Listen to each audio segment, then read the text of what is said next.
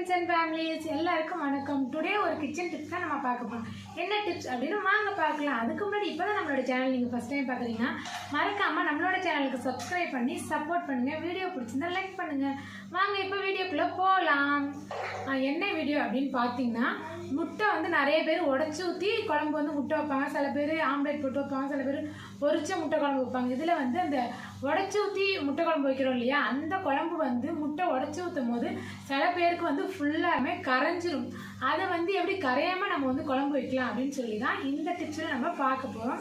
நம்ம வந்து ஃபஸ்ட்டு ஒரு முட்டையை வந்து உடச்சி ஊற்றி குழம்பு வச்சதுக்கப்புறம் நல்லா ஃபுல்லாக வச்சதுக்கப்புறம் உடச்சி ஊற்றி கலக்கிக்கணும். அதுக்கப்புறம் வந்து வாங்க வீடியோ பார்த்து தெரிஞ்சுக்கலாம். பார்த்தா தான் உங்களுக்கு வந்து புரியும். லாஸ்ட் வரைக்கும் வீடியோ பாருங்கள், அப்போ தான் கண்டிப்பாக உங்களுக்கு வந்து புரியும்.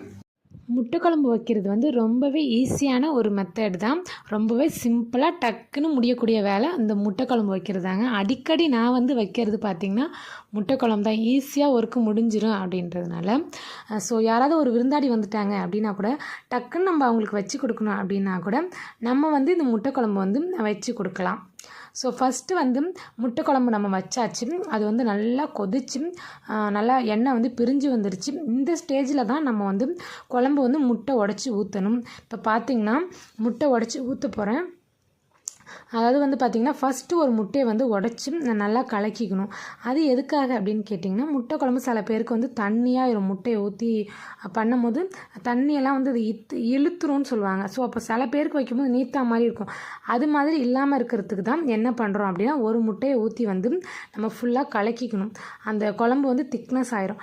அடுத்தது வந்து பார்த்திங்கன்னா ஒவ்வொரு முட்டையாக ஒரு சைடாக உடச்சி ஊற்றணும். அந்த பக்கம் இந்த பக்கம் இந்த பக்கம்னு நான் வந்து மொத்தம் 4 முட்டை வந்து இதில் வந்து உடச்சி ஊற்றிருக்கேன்.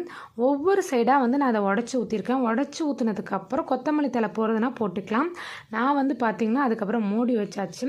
இப்போ பார்த்திங்கன்னா குழம்பு வந்து எப்படி இருக்குது அப்படின்னு சொல்லி நம்ம வந்து வாங்க பார்க்கலாம். சில பேர் வந்து கொத்தமல்லி தழை என்ன பண்ணுவாங்க அப்படின்னா ஸ்டார்டிங்கில் கொஞ்சம் போடுவாங்க, அப்புறம் கொஞ்சம் போடுவாங்க. அது வந்து ஒரு நல்ல டேஸ்ட்டாக இருக்கும்.